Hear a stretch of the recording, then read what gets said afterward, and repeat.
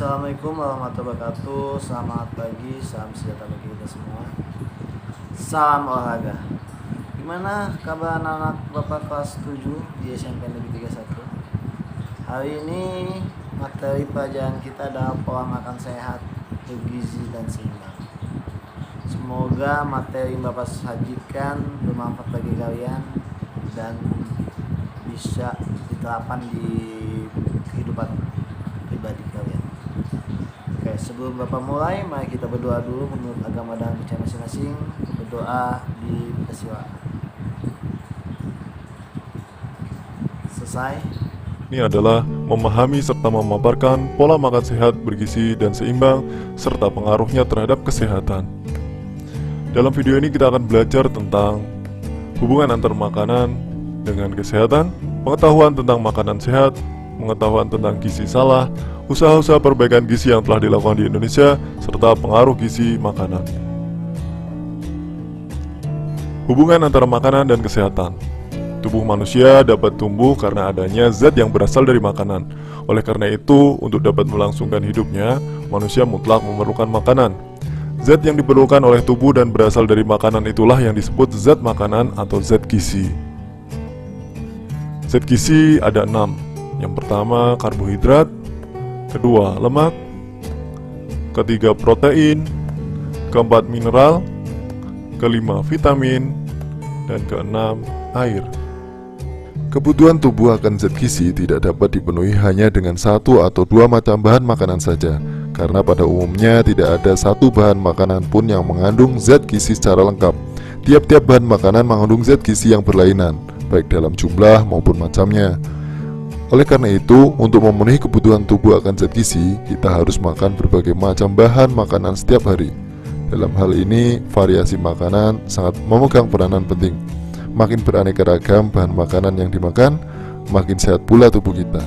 Dilihat dari sudut ilmu gizi, makanan mempunyai 3 kegunaan, antara lain yang pertama, membangun dan memelihara tubuh. Pertumbuhan manusia sejak dalam kandungan sampai dengan masa remaja terjadi pembentukan sel-sel baru secara besar-besaran. Terlebih lagi pada usia di bawah 5 tahun terjadi pertumbuhan yang paling cepat. Pembentukan sel-sel baru tersebut diperlukan untuk membangun bagian-bagian tubuh, misalnya otot, tulang, darah, otak, dan organ-organ tubuh lainnya. Selain untuk pertumbuhan, pembentukan sel-sel baru diperlukan pula untuk mengganti bagian-bagian tubuh yang rusak atau hilang. Agar tubuh tetap sehat, tubuh harus dipelihara. Misalnya bila kehilangan darah akibat luka, kuku dan rambut yang aus, sel-sel tubuh yang rusak karena sakit perlu segera diperbaiki atau disembuhkan. Untuk perbaikan atau penyempurnaan tersebut, tubuh memerlukan zat gizi, terutama zat pembangun yang terdiri dari protein, mineral, dan air. Selain pada masa pertumbuhan, pembentukan sel-sel baru terjadi pula pada waktu olahraga. Dalam hal ini, pembentukan sel-sel baru diperlukan untuk pembentukan jaringan-jaringan otot. Yang kedua, memberi tenaga kepada tubuh. Manusia hidup harus dapat bergerak. Gerakan dapat berupa gerakan yang nyata seperti berjalan, mengangkat benda, makan, minum, dan lain sebagainya. Gerakan yang nyata ini disebut pula gerakan sadar. Di samping gerakan sadar, ada pula gerakan-gerakan yang tidak nyata, akan tetapi harus dilakukan secara terus-menerus, walaupun dalam keadaan tidak sadar, misalnya pada waktu tidur. Gerakan-gerakan tidak sadar antara lain gerakan jantung untuk mengalirkan darah ke seluruh tubuh, gerakan paru-paru untuk bernafas, dan gerakan usus untuk mencerna makanan. Untuk gerakan-gerakan tersebut diperlukan tenaga atau panas, baik untuk gerakan sadar maupun tidak sadar. Manusia yang normal memerlukan panas untuk mengatur suhu tubuh. Suhu tubuh kurang lebih 36 derajat. Apabila suhu di sekitar lebih rendah, maka tubuh harus dapat membuat panas untuk menggantikan panas tubuh yang hilang karena dilepaskan di sekeliling kita. Panas atau tenaga yang diperlukan oleh tubuh dapat dihitung dan dinyatakan dalam satuan kalori. Zat gizi yang berguna memberi tenaga kepada tubuh antara lain karbohidrat, protein, dan lemak. Kegunaan zat gizi yang ketiga adalah mengatur proses fa'ali tubuh. Fa'ali menurut Kamus Besar Bahasa Indonesia artinya bersifat otomatis atau kodrati, mengenai kerja atau gerak alat tubuh. Agar tubuh dapat berfungsi dengan baik, berbagai fungsi fa'ali dalam tubuh harus diatur dan dikoordinasikan. Misalnya proses pengaturan suhu tubuh agar tetap normal, proses pembekuan darah bila terjadi pendarahan, mengatur keseimbangan asam dan basa dalam tubuh, pembentukan zat pelindung guna menjaga tubuh dari serangan penyakit atau zat yang membahayakan. Zat gizi yang diperlukan untuk mengatur proses alih tersebut disebut zat pelindung, yaitu protein, mineral, vitamin, dan air. Pengetahuan tentang makanan sehat. Apakah kalian tahu arti makanan sehat? Makanan dengan zat gizi sedikit. Pasti salah. Makanan dengan zat gizi yang berlebih juga salah. Makanan dengan zat gizi seimbang itu baru benar. Jumlahnya cukup sesuai kebutuhan dan dalam perbandingan yang seimbang. Plus juga makanan itu harus bersih, bebas dari kuman atau zat penyebab penyakit. Dari keenam zat gizi, kita bahas satu persatu. Yang pertama, karbohidrat. Karbohidrat atau hidrat arang disebut juga zat pati atau zat tepung atau zat gula. Susunan hidrat arang terdiri dari unsur karbon, hidrogen, dan oksigen. Hidrat arang dalam tubuh akan dibakar dan menghasilkan tenaga dan panas. 1 gram hidrat arang akan menghasilkan 4 kalori. Menurut besarnya molekul, hidrat arang dapat digolongkan menjadi 3, yaitu monosakarida, disakarida, dan polisakarida. Monosakarida molekulnya paling sederhana, sifatnya larut dalam air dan manis. Contoh golongan ini adalah glukosa, fruktosa, dan galaktosa. Sedangkan disakarida, dalam proses pencernaan disakarida akan diubah menjadi monosakarida. 1 molekul disakarida terdiri dari 2 molekul monosakarida. Termasuk golongan disakarida ialah sukrosa, maltosa, dan laktosa. Hasil pemecahan disakarida, sukrosa bisa menjadi glukosa dan fruktosa, maltosa, glukosa dan glukosa, dan laktosa, glukosa dan galaktosa. Sedangkan polisakarida terdiri dari banyak molekul monosakarida. Termasuk dalam golongan polisakarida ialah pati atau tepung, dekstrin, dan selulosa. Lemak. Molekul lemak terdiri dari unsur-unsur karbon, hidrogen, dan oksigen. Fungsi utama lemak ialah memberi tenaga kepada tubuh. 1 gram lemak yang dibakar dalam tubuh akan menghasilkan 9 kalori. Selain fungsinya sebagai sumber tenaga, lemak juga merupakan bahan pelarut dari berbagai vitamin, yaitu A, D, E, dan K. Pencernaan lemak di dalam tubuh memerlukan waktu yang lama. Oleh karena itu, lemak akan tinggal lebih lama di dalam lambung. Oleh sebab itulah, bila makan makanan yang mengandung lemak akan memberi rasa kenyang yang lama. Selain itu, lemak memberi rasa gurih pada makanan. Jenis lemak ada lemak jenuh dan lemak tak jenuh. Lemak jenuh, lemak yang terdiri dari trigliserida dengan hanya asam lemak jenuh, tidak memiliki ikatan rantai ganda di antara atom-atom karbonnya, sehingga disebut penuh dengan hidrogen. Asam lemak tak jenuh adalah jenis lemak yang molekulnya tersusun dari rangkaian atom-atom karbon yang memiliki satu ikatan ganda. Ikatan ganda ini menyebabkan molekul lemak tersebut tidak jenuh dan masih bisa menambah atom hidrogen. Selain dari makanan, lemak dapat diproduksi dari tubuh kita sendiri. Tubuh kita memproduksi lemak dari kelebihan kalori yang masuk ke tubuh. Zat gizi yang ketiga yaitu protein. Pertama kali protein ditemukan di putih telur. Namun kemudian terbukti bahwa protein tidak hanya terdapat dalam putih telur, sehingga istilah putih telur sebenarnya tidak tepat lagi. Protein terdiri dari unsur karbon, hidrogen, oksigen, dan nitrogen. Ada beberapa jenis yang mengandung sulfur, fosfor, dan lain-lain. Bahan dasar pembentuk protein adalah asam amino. Fungsi protein cukup lengkap, selain zat pembangun, juga sebagai zat pengatur dan zat tenaga. Protein bisa didapat dari tumbuhan maupun hewan. Yang dari tumbuhan sering disebut dengan protein nabati. Contoh makanannya adalah tempe, tahu, kedelai. Sedangkan yang dari hewan sering disebut dengan protein hewani. Bahan makanan yang mengandung protein hewani yaitu ikan, telur, daging sapi, dan lain-lain.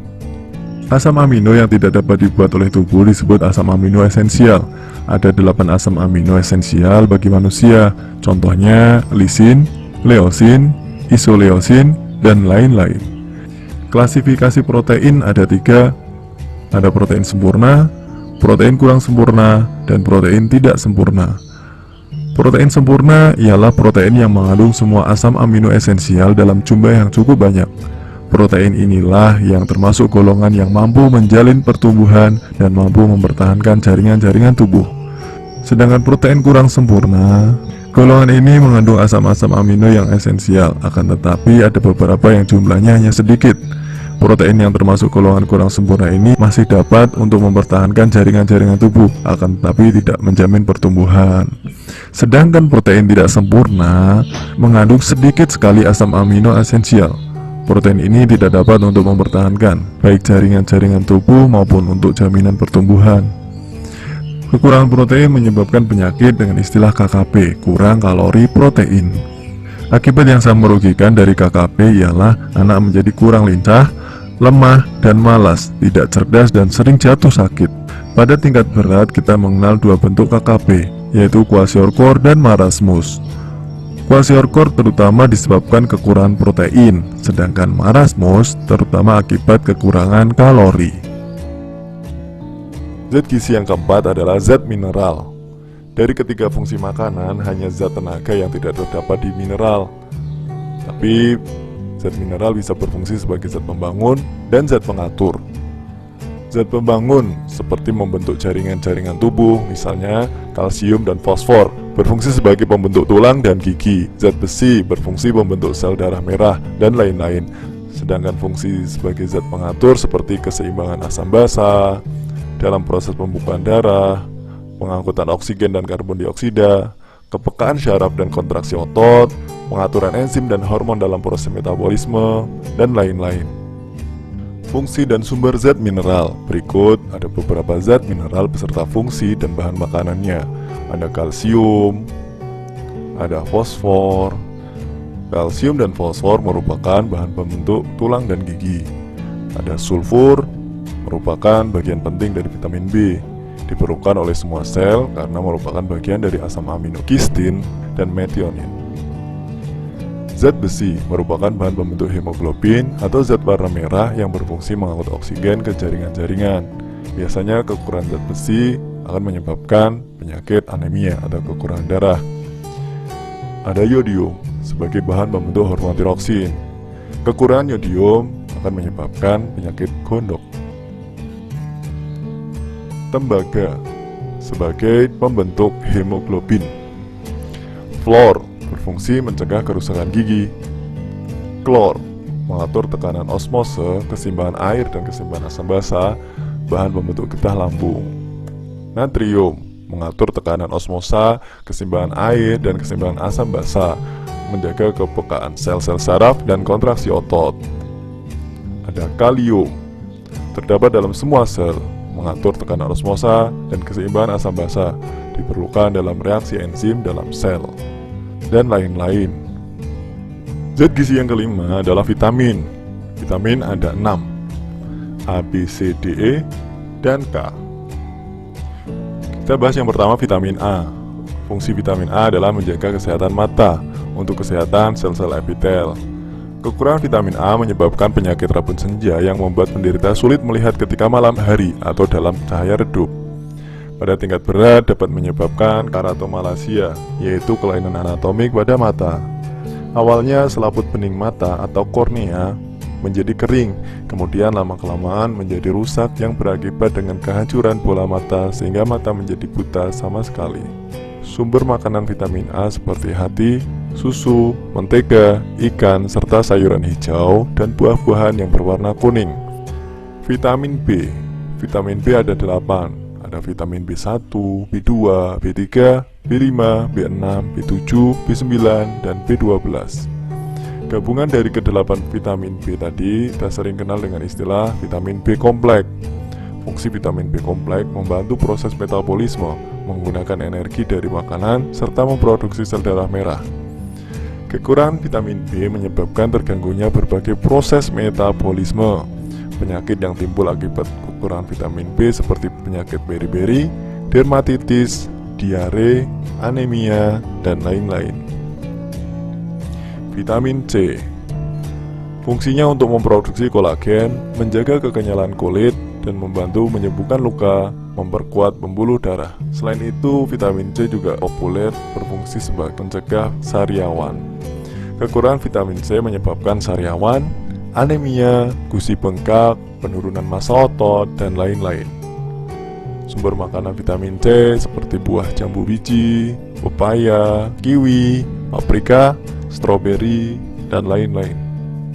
Vitamin D fungsinya untuk membantu penyerapan kalsium guna pertumbuhan tulang dan gigi, menjaga kekebalan tubuh, otak, dan sistem saraf. Sumber makanan vitamin D seperti ikan salmon, jamur, susu kedelai, tahu, yogurt, dan lain-lain. Kekurangan vitamin D menyebabkan penyakit rakitis, yaitu kelainan-kelainan pada pertumbuhan tulang. Selain dari makanan, vitamin D juga bisa bersumber dari sinar matahari pagi. Vitamin E. Fungsi vitamin E sebagai perkembangan tubuh manusia. Selain itu, vitamin E berpengaruh penting dalam sistem kekebalan tubuh, pertumbuhan sel, kesehatan mata, dan kesehatan kulit. Secara umum, vitamin E berfungsi dalam proses reproduksi. Kekurangan vitamin E menyebabkan kemandulan dan kelainan pada jantung. Sumber makanan vitamin E seperti biji bunga matahari, kacang almond, buah alpukat, bayam, brokoli, dan lain-lain. Vitamin yang terakhir adalah vitamin K. Fungsinya diperlukan untuk membuat protombin, sesuatu yang diperlukan untuk pembekuan darah. Sumber makanan vitamin K seperti brokoli, kubis, acar mentimun, kiwi, buncis, dan lain-lain. Kekurangan vitamin K menyebabkan hambatan pada pembekuan darah. Zat gizi yang terakhir yang keenam adalah air. Kebutuhan tubuh akan air dapat dikatakan nomor 2 setelah oksigen. Tubuh sebagian besar terdiri dari air. Pada orang dewasa, jumlah cairan tubuh lebih kurang 65% dari berat badan. Fungsi air sebagai zat pembangun dan zat pengatur, seperti sebagai pelarut hasil-hasil pencernaan, menjaga suhu tubuh, membantu membuang racun, dan melancarkan sirkulasi. Kekurangan air dalam tubuh menyebabkan kram otot, pengaruh kerja otak, gangguan pencernaan, penyakit ginjal, dan lain-lain. Rata-rata kebutuhan air dalam orang dewasa adalah 2 liter atau setara dengan 8 gelas air. Usaha-usaha perbaikan gizi yang telah dilakukan di Indonesia. Yang pertama, usaha perbaikan gizi keluarga atau UPGK. Ialah suatu paket kegiatan terpadu yang bertujuan terutama untuk menanggulangi masalah kurang kalori protein. Kegiatannya seperti penimbangan anak-anak balita sebulan sekali, penyuluhan gizi, pemberian makanan tambahan, pemberian paket pertolongan gizi, dan konsultasi ke dokter apabila terjadi kekurangan gizi. Yang kedua, usaha pencegahan kekurangan vitamin A. Tujuan utama dari usaha ini ialah untuk melindungi anak-anak balita terhadap kemungkinan kekurangan vitamin A. Selain dengan penyuluhan gizi, yang digalakkan penggunaan sayuran hijau sebagai sumber vitamin A. Juga dilancarkan pemberian kapsul vitamin A takaran tinggi kepada anak-anak balita setiap 6 bulan sekali. Usaha ini terutama dilakukan di daerah-daerah yang belum tercakup oleh usaha perbaikan gizi keluarga. Yang ketiga, usaha pencegahan gondok endemik. Usaha pencegahan gondok endemik meliputi usaha jangka panjang dan jangka pendek. Usaha jangka panjang dilakukan dengan menggalakkan penggunaan garam beriodium terutama untuk masyarakat yang tinggal di daerah-daerah gondok endemik. Usaha jangka pendek dilakukan dengan jalan menyuntikkan zat zodium ke dalam tubuh. Suntikan ini dilakukan 5 tahun sekali. Obat yang disuntikan itu disebut lipiodol, yaitu suatu larutan yodium dalam minyak. Pengaruh gizi makanan. Gizi makanan berpengaruh terhadap yang pertama, daya kerja. Kurang gizi berpengaruh terhadap kemampuan atau daya kerja seseorang, antara lain orang menjadi kurang bergairah, cepat lelah, mengantuk, dan sering sakit. Pengaruh yang kedua adalah berpengaruh terhadap daya tahan. Kurang gizi akan menyebabkan penyakit mudah menyerang. Kelainan gizi yang berat sering berakibat timbulnya suatu penyakit infeksi. Sebaliknya, penyakit infeksi akan mudah menyerang apabila dalam keadaan gizi kurang. Yang ketiga, pengaruh terhadap pertumbuhan jasmani dan mental. Gizi kurang yang timbul pada masa kanak-kanak, selain akan menyebabkan gangguan pertumbuhan jasmani, juga akan menyebabkan gangguan perkembangan mental. Seseorang yang menderita gizi kurang pada masa kanak-kanak Setelah mencapai dewasa, tubuhnya tidak akan mencapai tinggi yang seharusnya dapat dicapai. Selain itu, jaringan-jaringan ototnya juga kurang dapat berkembang. Di samping menyangkut pertumbuhan fisik, tingkat kecerdasan anak juga akan berpengaruh. Hal ini disebabkan karena perkembangan jaringan otak hanya berlangsung sejak anak masih dalam kandungan sampai dengan umur kurang lebih 4 tahun saja. 10 pesan gizi seimbang. Yang pertama, syukuri dan nikmati aneka ragam jenis makanan, terutama makanan yang ada di rumah kalian. Yang kedua, banyak makan sayuran dan cukup buah-buahan. Ketiga, konsumsi lauk pauk berprotein tinggi.